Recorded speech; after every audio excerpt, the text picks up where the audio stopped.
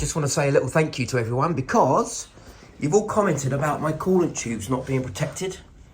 And one little bash on them and the coolant comes out and my engine's ruined. So I actually agree with you. I think I've been a bit blasé about the whole situation.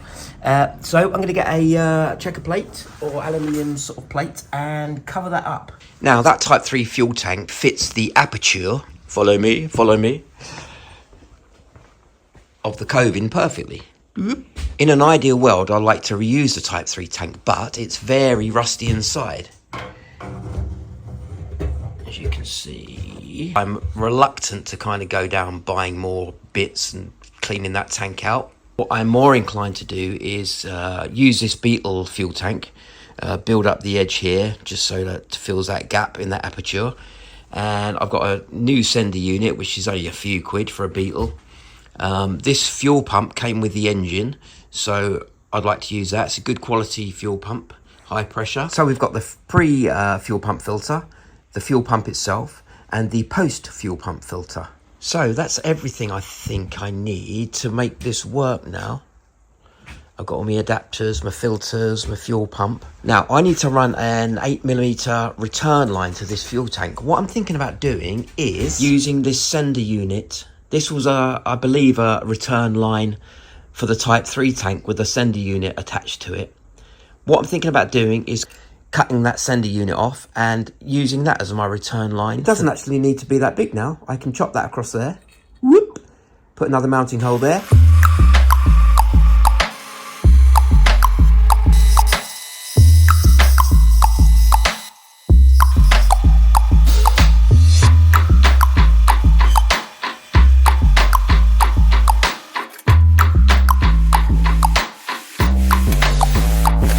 Switch it.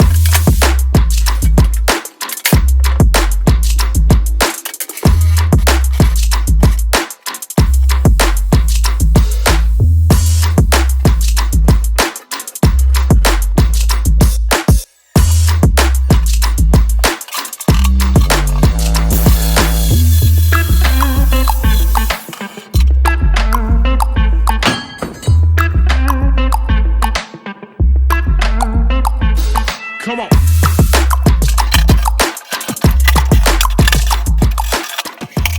And what I want to do is put a pre-fuel pump filter here, up there on a bracket.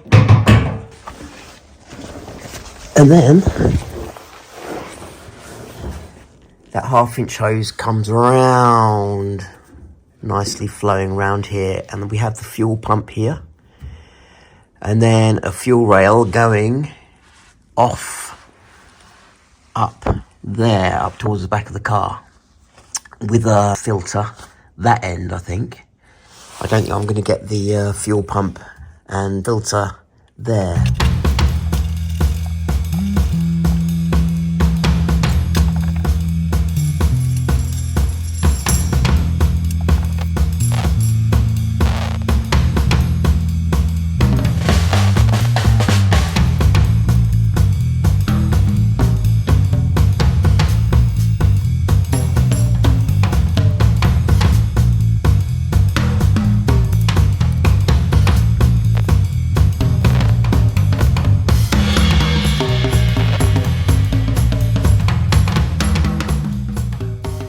So I'm going to be using this 8mm Cupro nickel tubing to do the fuel line. So I've unrolled the copper nickel tubing, straightened it out as best I can, cut it in half. And now I've got a fuel line going to the engine and a return line from the engine. So I've just made up one fuel line.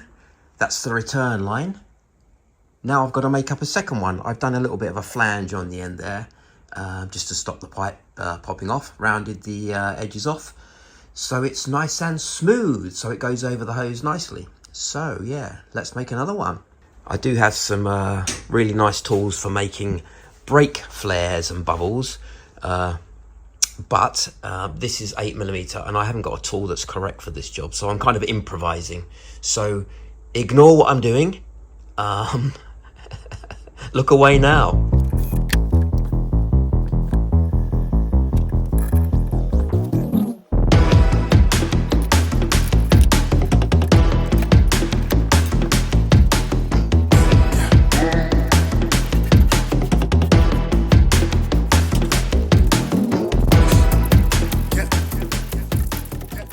So I've got quite a few of these 8mm P-clips to put on.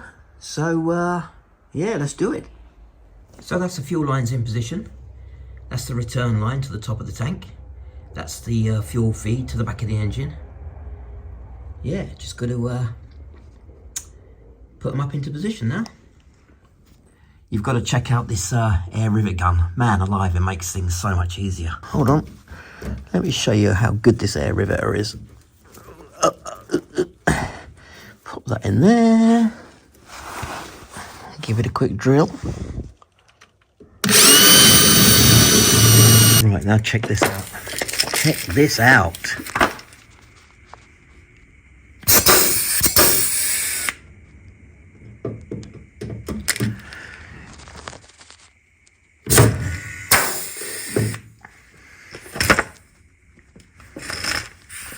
Woohoo!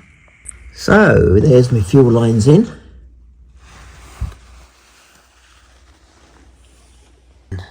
That filter hose sweeps round nicely to that side of the pump. So that looks like a sensible position. The reason I'm not going to mount it onto the fiberglass is because I don't want the electric pump kind of resonating through the fiberglass. That'll sound quite loud, I think. So I'm going to put a welder bracket onto this bit of metal here.